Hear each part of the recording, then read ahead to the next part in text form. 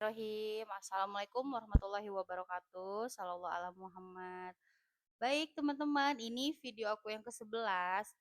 Video aku yang kemarin aku sudah membahas riba ya. Mungkin itu tidak secara detail. Insya Allah hari ini aku mau membahas tentang riba juga. Jadi lebih ke apa sih itu riba kayak gitu. Lebih ke situ sih. Mungkin ada beberapa yang sama ya pengertian nanti di video yang kemarin, tapi insya Allah mudah dimengerti ya teman-teman, dan maaf kalau aku misalnya sambil kayak seperti membaca karena ini kan lumayan panjang ceritanya. Jadi aku takut salah-salah dalam pengucapan seperti itu. Baik gini. Kenapa riba itu kan dilarang sekali dalam Islam? Kenapa gitu loh? Karena tahu nggak kenapanya itu? Karena di dalam Islam itu riba itu termasuk dalam kategori dosa, tujuh dosa besar, dan itu salah satunya riba. Bahkan orang yang kayak seperti nggak tahu nih kalau itu riba itu dosanya itu ikut besar juga gitu loh teman-teman ya. Terus jadi riba itu apa Kak sebenarnya? Kenapa Allah tuh kok melaknat sekali? Allah kok melarang sekali? Allah kok nggak suka sama riba? Sampai Allah menurunkan ayat ayat Al-Quran di surat Al-Baqarah bahwa Allah itu kalian yang meriba itu akan memerangi Allah dan Rasulnya. Seperti itu, benar kan?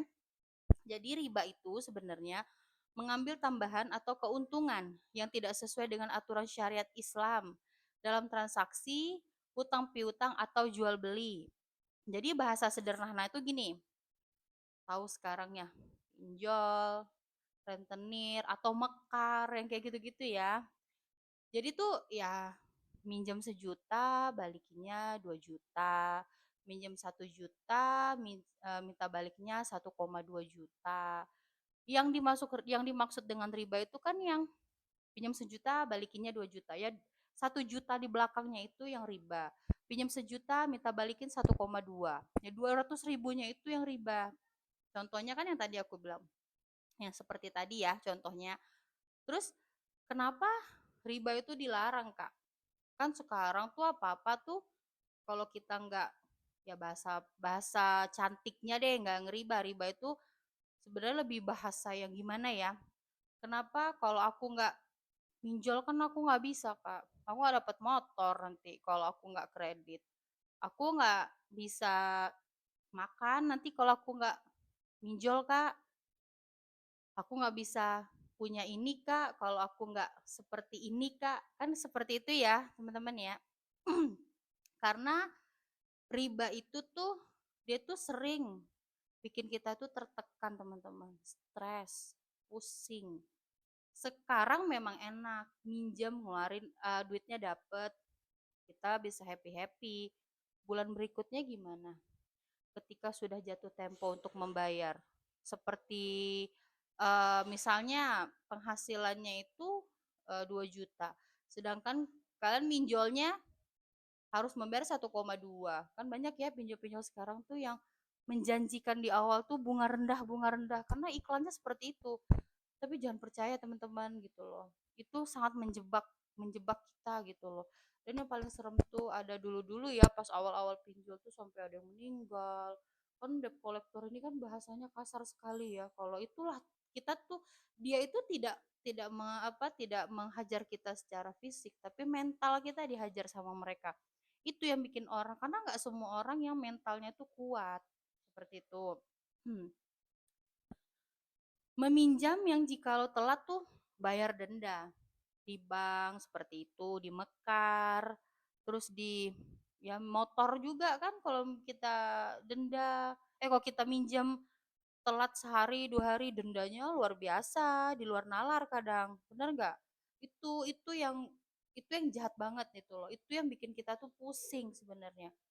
Jahat itu, bunga-bunga seperti itu tuh jahat. Makanya, aduh, jangan deh kalau bisa jauhin.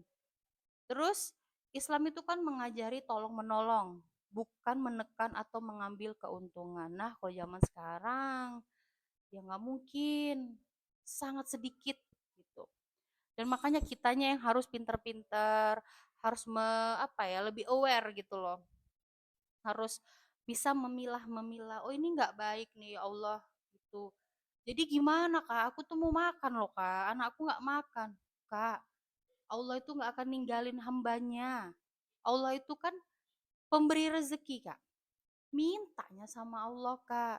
Loh, tapi kan aku butuhnya cepet, Kak. Ya, makanya itu selalu ku bilang, kejar Allah, pepet Allah. Lewat apa? Banyak. Sholat tepat waktu, Kak. Sholawat, baca Quran, duha, tahajud, Kak. Sedekah subuh, tapi aku nggak punya uang, Kak. Sedekah subuh, duha, Kak. Duhanya bisa ngeganti sedekah subuh.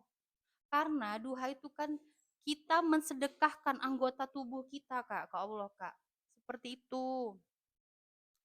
Jadi jangan kayak gak ada, yang maksudnya gini, jangan kayak dunia nih hilang gitu loh tanpa pinjaman seperti itu gitu loh, Kak. Ya Allah, Kak, aku juga sering, Kak, berada di titik terendah sekali, Kak. Aku mintanya siapa-siapa, minta sama Allah, Kak. Nggak minta siapa-siapa lagi. Karena setakut itu aku, Kak, kalau nggak minta sama Allah, Kak. Kalau minta sama manusia, pasti nggak dapet satu. Kedua, jadi bahan omongan. Ketiga, jadi bahan gibah. Mau kakak digibahin gara-gara 100-200 ribu? Ih, jangan deh, Kak. Serius aku. Terus, riba itu bisa menimbulkan apa? Keserakahan, ketidakadilan, beban ekonomi yang berat. Keserakahan tuh pasti. Kenapa? Karena ada bunga. Kadang minjem sama orang aja dibungain tuh gimana dong? Ya kan? Bener kan? Manusia sama manusia, temen sama teman, boleh deh kalian pinjam 1 juta sama aku, tapi kalau telat bulan depan ganti 1,2 juta ya, atau 1,5 juta, mau nggak? Kan pusing kan. Nah, kita ini yang lagi mepet butuh, ya udah deh mau, kan kasihan kan. Itu loh teman-teman maksudnya. Aduh, kalau dipikir-pikir secara logika memang kapan sih pertolongan Allah itu datang? Sabar. Teman-teman tuh gini loh, Allah itu tuh suka kasih kejutan. Dia akan kasih kejutan di saat kita tuh benar-benar udah mepet banget, nggak ada yang nolong. Nah, itu Allah pasti datang. Tapi bagi yang percaya gitu. Nah, ini ada beberapa bentuk riba ya. Yang pertama, riba utang materi, pinjaman lalu meminta tambahan yang sudah diisyaratkan sejak awal.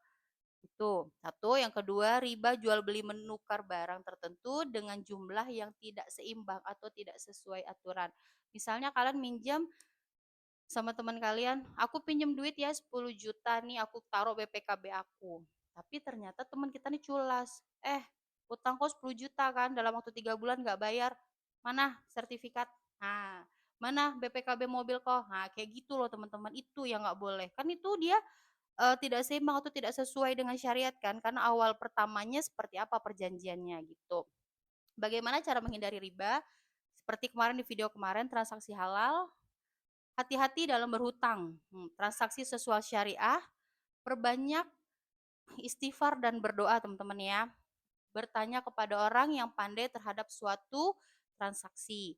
Terus belajar karena tidak semua orang tahu tentang riba, dan perbaiki diri. Baik teman-teman, sekian penjelasan tentang ribanya. Jadi riba itu sebenarnya bukan soal uang, tetapi soal ketaatan kita kepada Allah Subhanahu wa taala. Jika hari ini kita masih bisa menghindari riba, hindari. Jika belum, jika udah terlanjur, minta ampun sama Allah ya. Minta ampun, ya Allah maafkan hamba, hamba tidak akan mengulangi riba ini. Dan jika sudah berjalan, selesaikan. Selesaikan riba itu sampai seselesai-selesainya. Ya teman-teman, dan jangan ulangi lagi. Itu aja sih pesan aku. Jikalau video ini sampai di teman-teman dan teman-teman tuh melihat video ini saat membuka YouTube, jangan lupa subscribe, like, komen video-video aku tentang pembahasan tentang riba, nanti aku bahas tentang ain, hasad segala macamnya. Insya Allah bermanfaat untuk kita semua ya teman-teman. Barakallahu fikum. Assalamualaikum warahmatullahi taala wabarakatuh.